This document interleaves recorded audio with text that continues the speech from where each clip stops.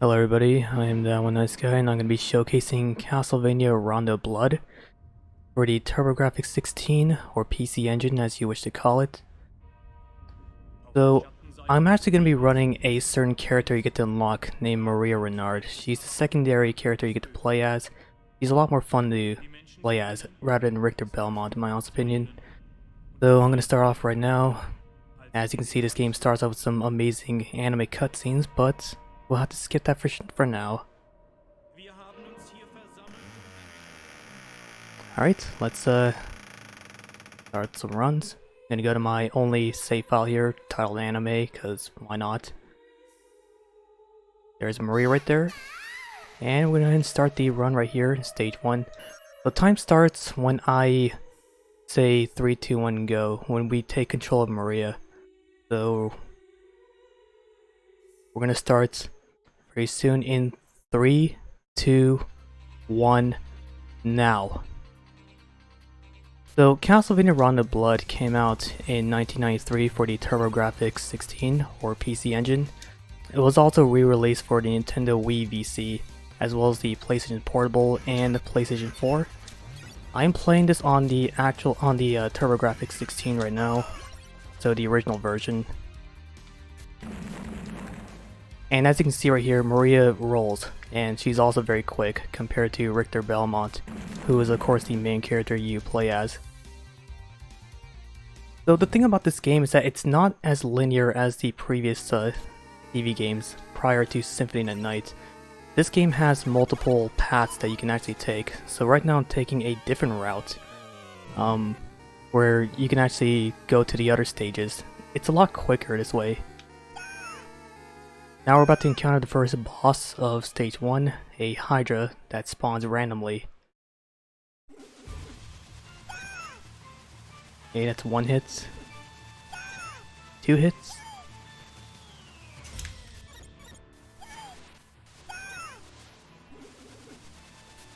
Yeah, I'll take it. So this thing you're seeing right here is called the Guardian Knuckle. It's basically like a phantom spirit that Maria gets to unleash. The thing about the Guardian Knuckle is that you can use it as many times as you want. It doesn't waste any hearts at all. Downside to it is you have to press 4 different buttons at once, which can be a bit of a pain, but in case you're curious what those buttons are, imagine doing a Hadouken from Street Fighter, but you have to press the up button first. So that's it for stage 1, now on to alternative stage 2. It's a very short one. However, there's this one trick I'm going to try my best to pull off, which is going to come very, very shortly.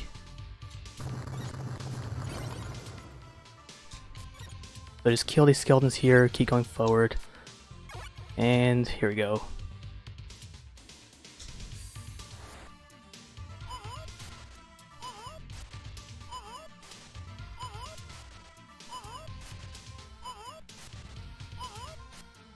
Oh crap.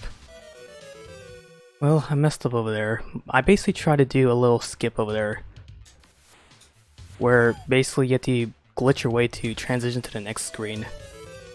But now I have to take the intended route, since I lost my turtle shell.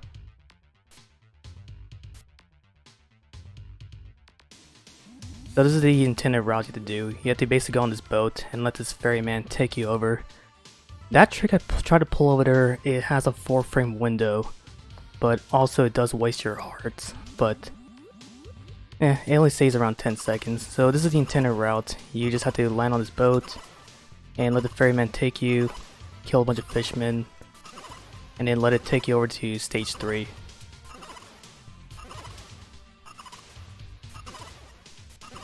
This is somewhat of a nice relaxing moment, even though this is the second stage and there's a couple more to go. This is a very short category, and I do recommend people to try it out, mostly because Maria is very fun to play as compared to Richter, since you do have more control over her. It's also a very pretty looking game. It has this like nice little pixelated art style, and the music is of course very catchy, just like any other CV games. And that's it for stage 2. Now we're on to alternate stage 3.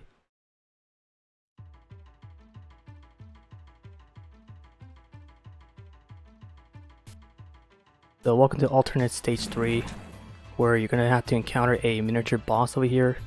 Now, since I lost my turtle shell, this boss is gonna take a little bit longer to take. So say hello to this purple skull dude with 3 eyes.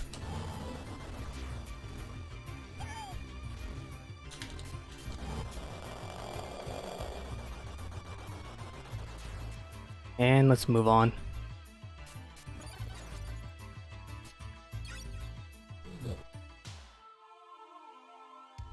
So the thing about this game is that all bosses are completely random. There's a lot of RNG nonsense that this game has.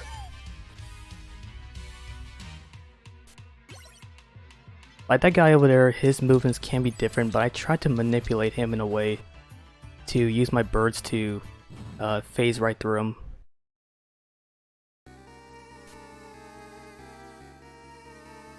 I'm gonna collect this hidden wall food over here. When you play as Richter, you collect wall meat. When you play as Maria, you collect different types of food like sushi, milkshakes, cake. Yeah, like I said, this game can be very random. That's the thing about this game, is that it's simple to play, but all bosses, their movements are always different. You can never predict their patterns. So Dogathur over here, wherever he moves at, see, he's gonna spawn wherever he wants. And just like that. It's a very simple boss fight, but if he spawns somewhere you're not comfortable with, it can be very tough to kill him. Also, when you kill a boss, they will do something called a desperation attack, which will actually not kill you at all. Funny enough, you want your health to be super low. That way you can transition to the next stage a lot quicker.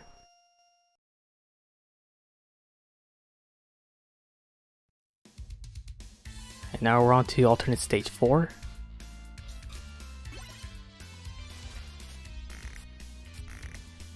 So again, a very short stage. Just basically keep rolling, avoid these frogs, keep rolling. Luckily I don't need a sub-weapon to kill the boss in this stage. Just basically use Maria's Guardian Knuckles.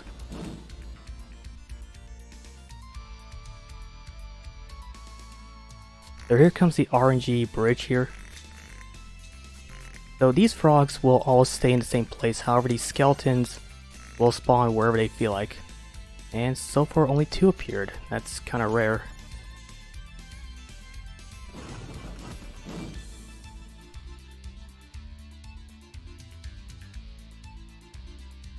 Another great thing about playing as Maria is that this part of the stage can be a bit tough as Richter, because you have all these fleamen and skeletons, but as Maria, just keep rolling.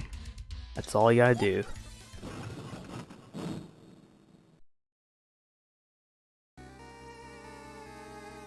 And we're on our way to the boss of stage 4, Dullahan, the Headless Knight. So his movements, just like every other boss, are all different, but I'm gonna try my best to nail my Guardian Knuckles at him.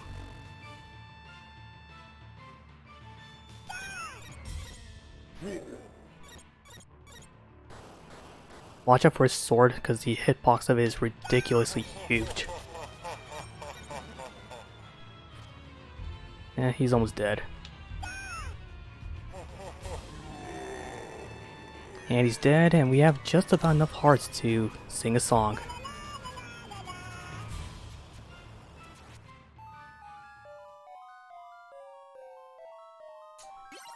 And that's it for stage 4. Just 3 more to go, and we should be done.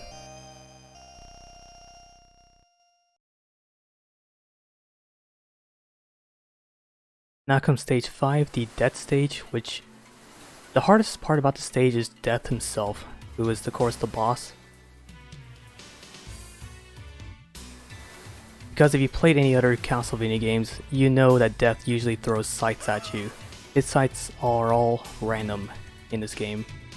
And also Maria is super weak compared to Richter, so usually around 3 to 4 hits and you're dead.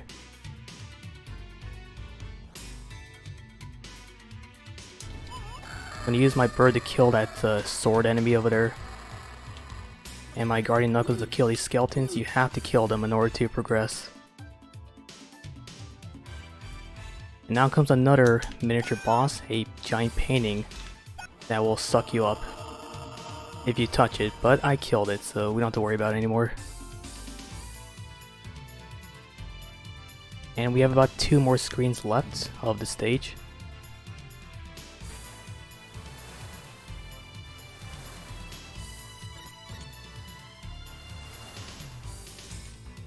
So now I'm going to switch over to my dragon sub-weapon while trying not to get hit by these fleamen because their movements are all different. Alright, good. See, like that guy would just spawn randomly. Now we're about to fight Death, so over here I'm going to collect as many hearts as I can.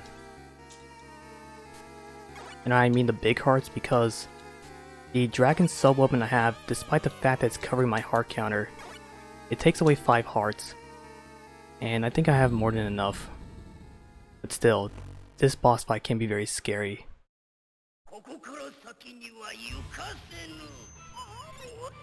That's 1 hit.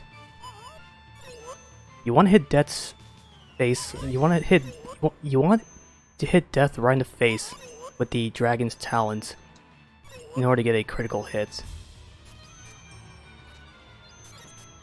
Alright, so that's the first phase of Death. Now comes the second phase where he's going to throw giant skulls at you. Careful not to touch them, otherwise he will keep throwing more at you. And now comes the third phase where you just gotta land some Guardian Knuckles and he'll be dead.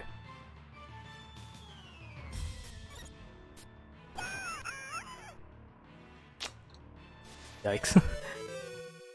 So I died right there, which does happen a lot from Death, because you have to be dangerously close to him, but luckily there's a backup dragon over here.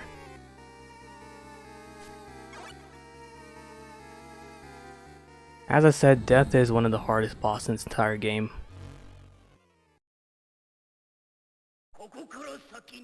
Yeah, this game has a lot of anime cutscenes. But of course we'll have to skip most of them because I already unlocked all of them in order to play as Maria. So if you're playing this game for the first time, there are a lot of anime cutscenes when you're rescuing Maria or any of the maiden prisoners.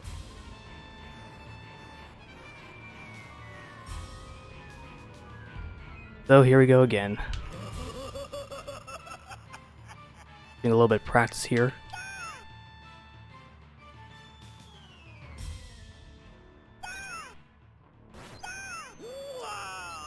Yeah, that looked easy enough, but you gotta maintain your distance away from Death. You want to be close enough to hit him with your Guardian Knuckles, but if you step too close, you'll get hit and knocked out of the boat like I did earlier.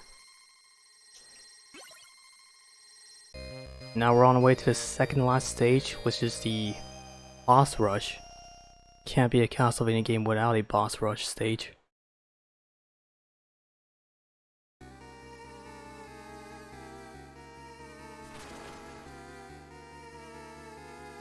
So no need for a sub-weapon, just use your Guardian Knuckles, that's all you need. So interesting enough, this boss rush stage consists of all the bosses from Castlevania 1 in order. So starting of course is a giant bat.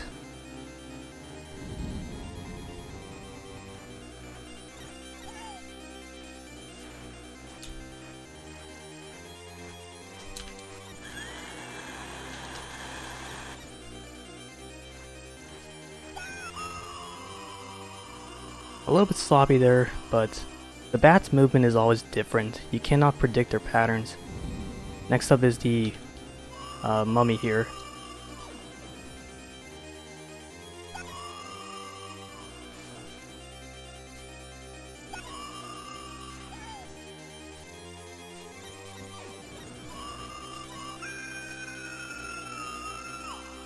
Nailing Guardian Knuckles can be a bit tough. Like I said, you have to press 4 different buttons at once. So the pressure can definitely get to you. Yeah, like that. That was kind of smooth right there. That's kind of what I wanted earlier. Next up is Frankenstein's monster.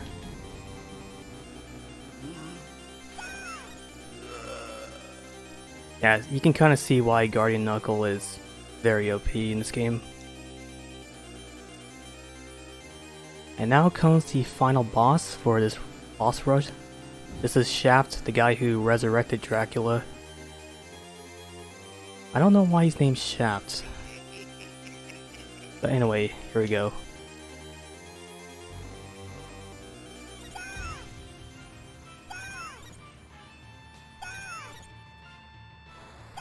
So good patterns right there. So just like every other boss, Shaft's movement is completely different in terms of where he likes to jump at or if he likes to stay there.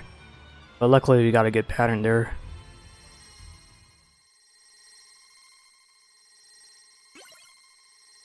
So all in all, I would say the bats and the Medusa fights definitely could have used some work, but you know, usually when you're under pressure, nailing the Guardian Knuckles can be a little scary. Now we're on to, well, the final playable stage. So over here, I'm just gonna roll on this bridge.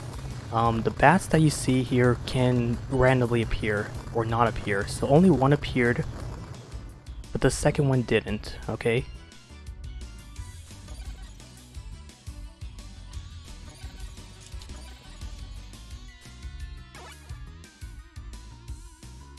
So when you're playing as Richter, the platform can be really tough to control, but when you're playing as Maria, it's super easy because she has the ability to double jump.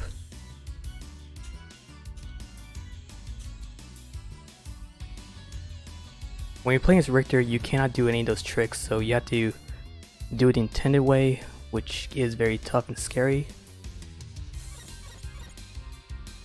So just like that, I use my doves to roll past these guards here. And I did that on purpose in order to roll super forward and avoid the dog and the other guard. And now we're about to fight the boss.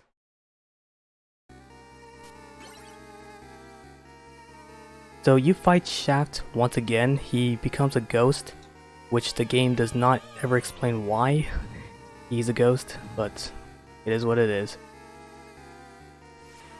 So this fight can be a bit scary because not only do you have Shaft to worry about, you also have all these other creatures like bats and dragons and other things to worry about. Over here I'm gonna basically hit Shaft with a dove over and over again, like a volleyball. And then I'm gonna keep hitting him with my birds.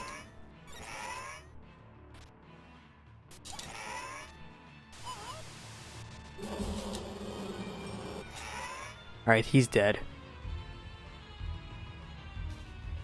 And with that, we are on to the final stage, where we get to fight Dracula.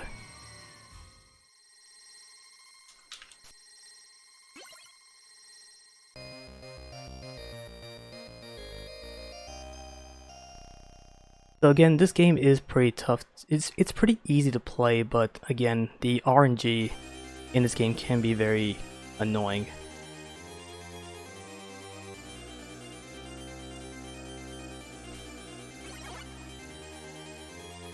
And yes, this is indeed a prequel of Castlevania Symphony of Night, which is why this place looks a little bit familiar. Especially the second phase track fights you'll see very soon.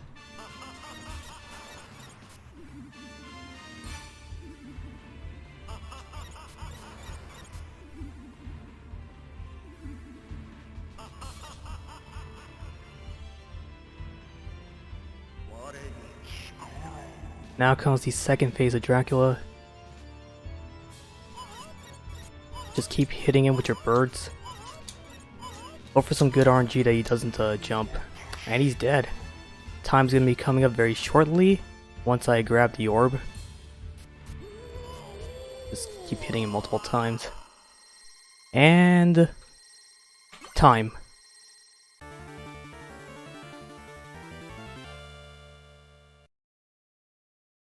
And that is Castlevania Rondo Blood, Maria only. Enjoy some amazing anime cutscenes here of Maria basically scolding Dracula.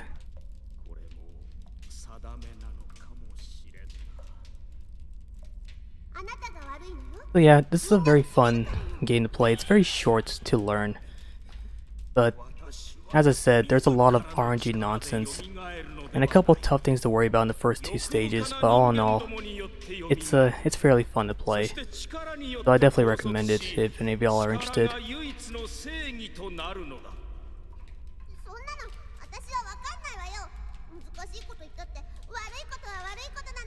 This cutscene never gets old. This nice MS Paint style cutscene.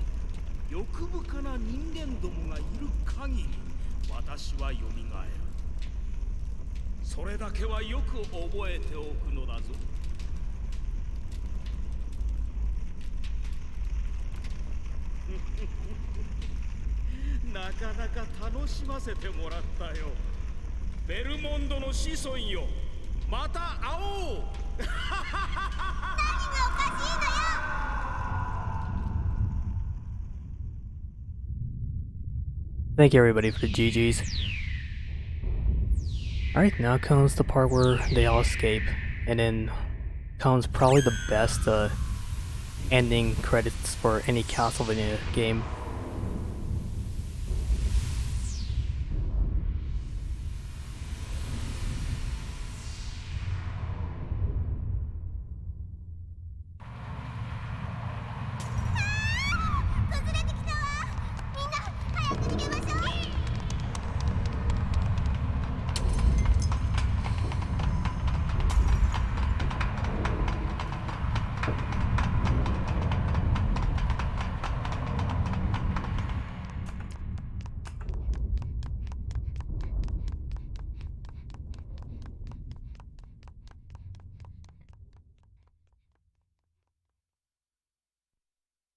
And that is it for Castlevania Rondo Blood, the Maria only category.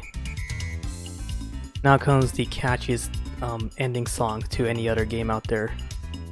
So yeah, thank you everyone for allowing me to be here. I know I made a few mistakes here, but hey, that's what happens. So yeah, thank you very much for attending and donating. Up next we have Halo Combat Evolved, one of my favorite games ever made, so thank you again very much, and I hope all of you have a great day.